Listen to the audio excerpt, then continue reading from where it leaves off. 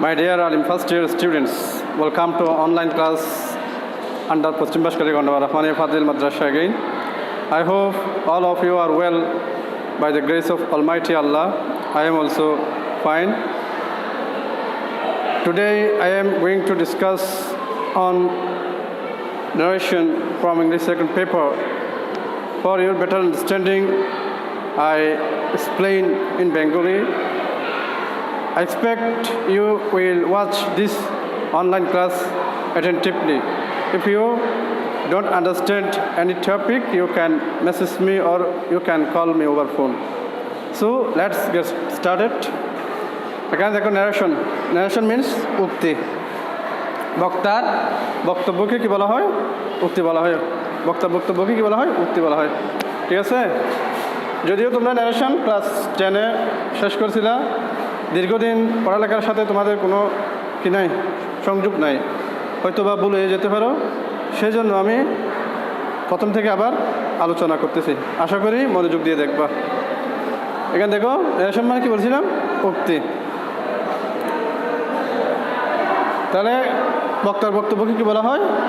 উক্তি বলা হয়। ন্যারেশনকে কয় ভাগে ভাগ করা হয়েছে? দুই ভাগে। একটা হচ্ছে ডিরেক্ট ন্যারেশন, একটা হচ্ছে ইনডাইরেক্ট ন্যারেশন। তাহলে দেখো, ডিরেক্ট ন্যারেশন কি? প্রত্যক্ষ উক্তি, আর ইনডাইরেক্ট ন্যারেশন পরোক্ষ উক্তি। ডিরেক্ট ন্যারেশন কাকে বলা হয়? যখন বক্তার বক্তব্য হুবহু অন্যজনকে বলা হয়, তখন কি বলা হয়? এটাকে ডিরেক্ট ন্যারেশন বা প্রত্যক্ষ উক্তি। আর ইনডাইরেক্ট ন্যারেশন কাকে বলা হয়? বক্তার বক্তব্যকে নিজের ভাষায় অন্যজনকে বলা হলে তখন তাকে কি বলা হয়? Indirect narration. ঠিক আছে? এখানে আমি একটা এক্সাম্পল দিচ্ছি, দেখো। রহিম said to me, I am reading now.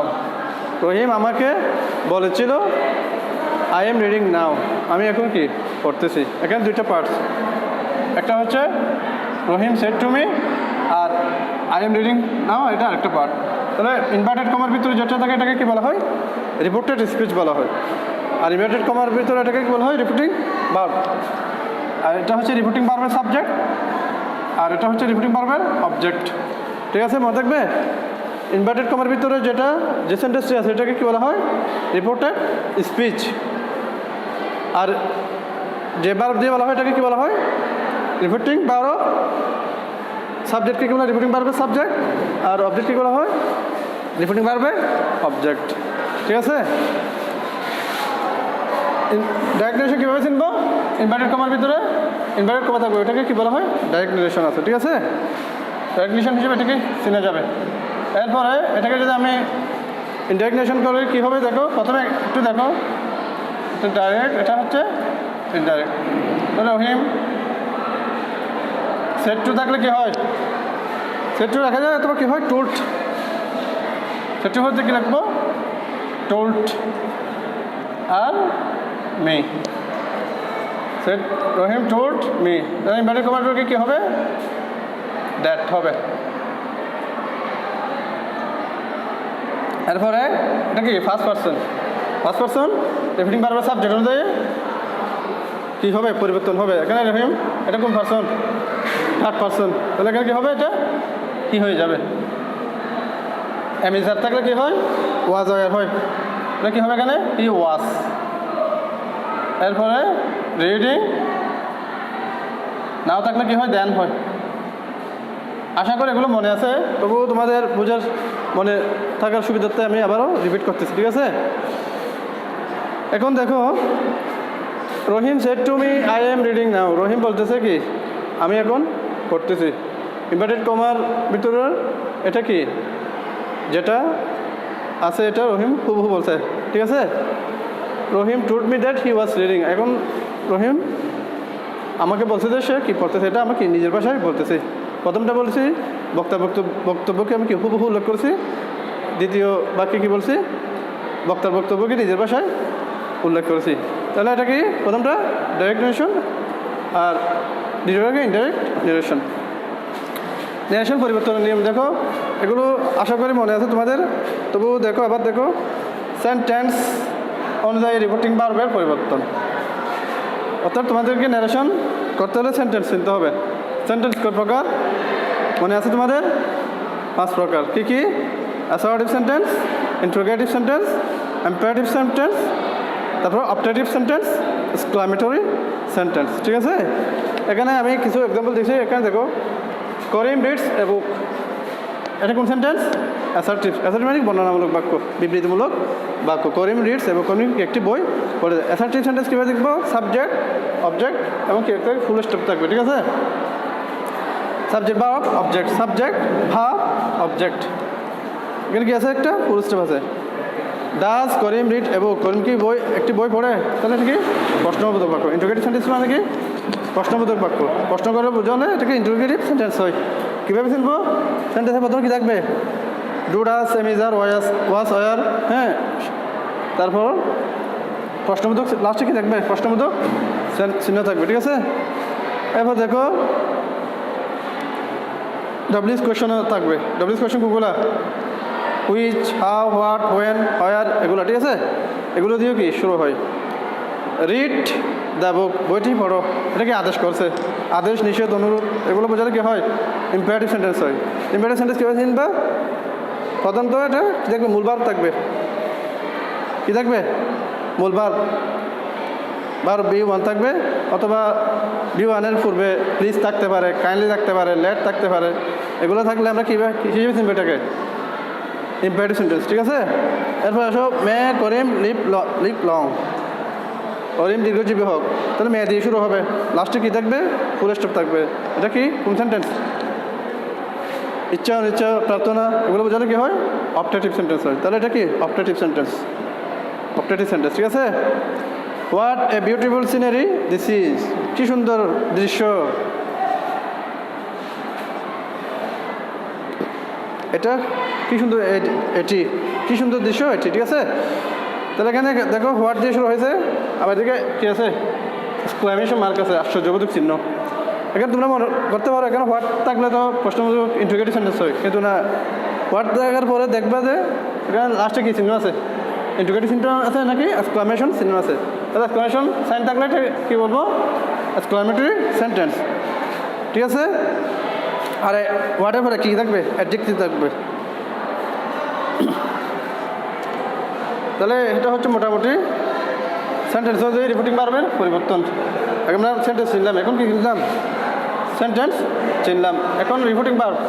এই রিপোর্টিং ভার্ব হচ্ছে কি? এটা সেন্টেন্স অনুযায়ী। মনে করো এটা এখানে কি আছে? I am reading a book, I am reading a book, এটা কোন সেন্টেন্স বলছিলাম?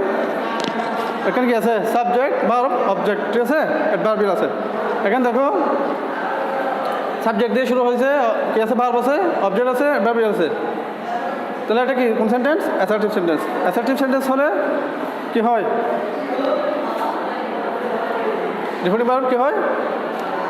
সেট টু যদি থাকে টুলড হয়। ঠিক আছে, সেট টু ফর অবজেক্ট থাকলে, আর অবজেক্ট না থাকলে সেট পরিবর্তন করা যাবে না। এখানে দেখো রহিম সেট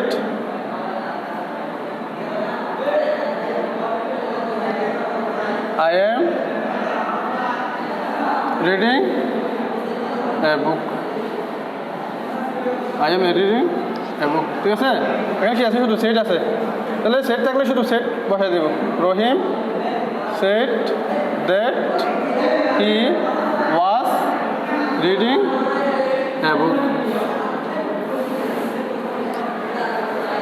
তাহলে সেট থাকলে পরিবর্তন করতে হবে না, সেটাই বসে যাবে। কিন্তু আমি সেটের উপর অবজেক্ট থাকলে, মেয়েটা কি অবজেক্ট, তাহলে কী হবে? এখানে টোল্ড হবে।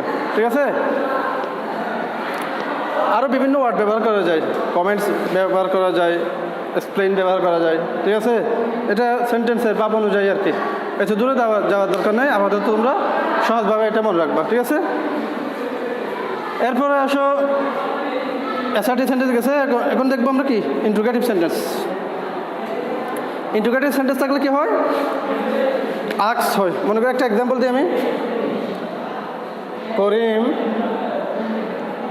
said to me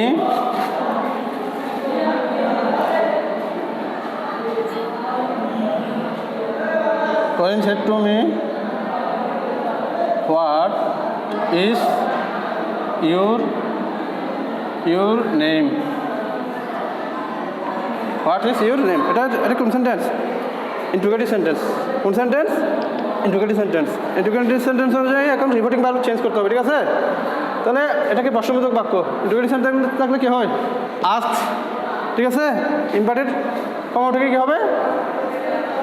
ইফ বা ওয়েদার, তোমরা ইফটা মনে রাখবা, ঠিক আছে? এখানে দেখো, তাহলে এটাকে আমি যদি করি, করিম আক্সড, করিম আক্সড মি, সেটু বলতে কী হয়েছে? আক্সড। আজ কেন হয়ে যায়? প্রশ্নবোধক। আজ মানে কি? জিজ্ঞাসা করা, ঠিক আছে? আমাকে জিজ্ঞাসা করছে কি, হোয়াট ইজ ইউর নেম, তোমার নাম কি? তাহলে এখানে ডব্লিউএস কোয়েশ্চেন থাকলে মনে রাখবা, ডব্লিউএস কোয়েশ্চেন কি চেঞ্জ হবে না, ডব্লিউএস কোয়েশ্চেন রেখেই তো হবে। এগুলো আশা করি তোমাদের মনে আছে, তোমাদেরকে মনে রাখার সুবিধাতে আমি আবারও রিপিট করতেছি, ঠিক আছে? হোয়াট এখন সাবজেক্ট, ইউর নেমটা সাবজেক্ট, হোয়াট, তাহলে ইউরটা কী হবে এখানে? ইউরটা কি কোন পার্সন? Second person. অবজেক্ট অনুযায়ী কী হয়? চেঞ্জ হয়। অবজেক্ট কি? মি। তো মি অবজেক্ট হলে মি এর পজিটিভ কেস কি? মাই। মি এর পজিটিভ কেস কি? মাই। তাহলে হোয়াট মাই, এখানে ইউর এটা কি পজিটিভ কেস, তো পজিটিভ কেস অনুযায়ী এখানে পার্সন প্রনাউন পরিবর্তন করতে হবে, ঠিক আছে? মাই নেম এমিজার থাকলে ওয়াজ হয়, তাহলে এখানে কী হবে? ওয়াজ। My name was. প্রশ্নবোধক চিহ্ন আর হবে না, প্রশ্নবোধক চিহ্ন আর বসবে না, ঠিক আছে? বুঝা গেছে? Karim said to me what is your name, তাহলে এখানে প্রশ্নবোধক, এটা ইন্টারোগেটিভ সেন্টেন্স কী দিয়ে শুরু হয়েছে? W S question. ডব্লিউএস কোয়েশ্চেন একটু আগে বলছিলাম কী কী এগুলো, ঠিক আছে? ডব্লিউএস কোয়েশ্চেন থাকলে কোনো চেঞ্জ হবে না। ডব্লিউএস কোয়েশ্চেন থেকে যাবে, আর রিপোর্টিং ভার্ব কী হবে?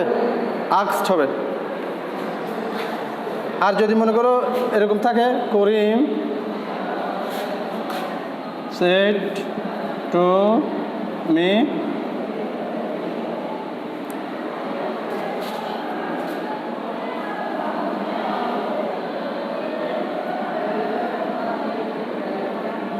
আর you reading a book, Karim আমাকে বলতেছে তুমি কি এখন বই পড়তেছো? এটা কী দিয়ে শুরু হয়েছে? এমিজার দিয়ে শুরু হয়েছে। এমিজার দিয়ে শুরু হলে ইনভার্টেড কমাটা কী হয়? ইফ বা ওয়েদার হয়। তাহলে করিম আস্কড মি ইফ, ইউটাকে অবজেক্ট অনুযায়ী, ইউ সেকেন্ড পার্সন অবজেক্ট অনুযায়ী হতো, তাহলে এখানে কী হবে? আই। ইফ আই এমিজার থাকলে ওয়াজ, তাহলে আই ফর কী হয়? ওয়াজ রিডিং এ বুক, ঠিক আছে? তাহলে ডব্লিউএস কোয়েশ্চেন থাকলে ডব্লিউএস কোয়েশ্চেন পরিবর্তন হবে না, ডব্লিউএস কোয়েশ্চেন থেকে যাবে ইনডাইরেক্ট নেগেশন, ঠিক আছে? আর ডব্লিউএস কোয়েশ্চেন ছাড়া অন্য অক্সিলারি ভার্ব থাকলে আর কি হবে?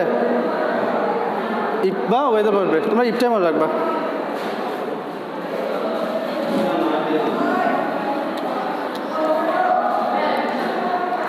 এরপরে আসো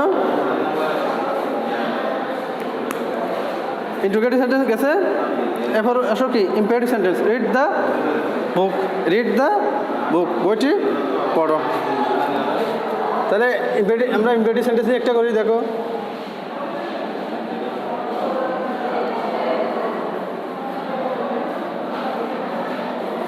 teacher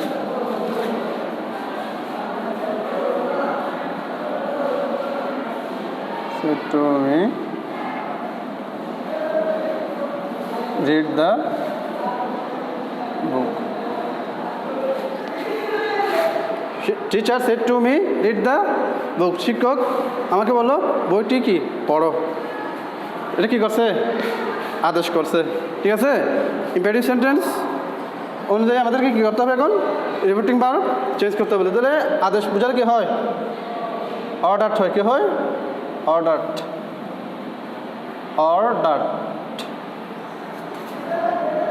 ordered me to read the book. তাহলে কি চেঞ্জ হচ্ছে? কি দেখো, রিপোর্টিং ভার্ব পরিবর্তন হয়ে কি হয়েছে? অর্ডার, ঠিক আছে? এবার অবজেক্ট রেখে দিয়েছে, ইনভার্টেড কমাটোরে কি হয়? টু হয়েছে। ইনভার্টেড কমাটোরে কি হয়েছে? টু। এরপর বাকি অংশ যেরকম আছে সেরকম। আরও অনেক আছে এখানে। আদেশ বোঝালে কি হয়? অর্ডার। উপদেশ বোঝালে অ্যাডভাইস। এগুলো তো মনে আছে আশা করি। এরপরে অনুরোধ বোঝালে রিকোয়েস্ট, প্রস্তাব বোঝালে প্রপোজ, সাজেস্ট। ঠিক আছে, এগুলো মনে রাখবা। এরপরে আসো মে করিম live long.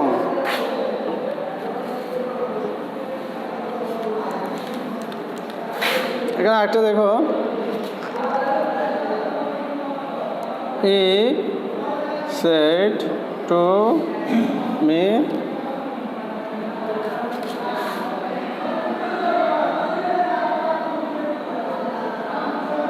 May you live long. তাহলে এটা কোন সেন্টেন্স? মে দিয়ে শুরু হলে অপটেটিভ সেন্টেন্স। প্রার্থনা ইচ্ছা বোঝালে কি হয়? মে দিয়ে শুরু হয়, এটা কি অপটেটিভ সেন্টেন্স হয়। ঠিক আছে, অপটেটিভ সেন্টেন্সের রিপিটিং ভার্ব কি হবে? প্রেড বা উইশড, অথবা কি হয়? উইশড। এখানে যেহেতু প্রার্থনা বুঝেছে সেজন্য আমরা কি লিখবো? এখানে প্রেড লিখবো। কি লিখবো? Prayed. E prayed for me. এখানে ফর একটা হবে, মানে আমার জন্য কি প্রার্থনা করছে। এরপরে এখানে কি ইউটা কি হয়? Second person. তাহলে অবজেক্ট হতে মি, মি এর ফার্স্ট পার্সন কি? আই। মি এর ফার্স্ট পার্সন কি? আই। আই এখানে দ্যাট হবে, একটা কি হবে? দ্যাট।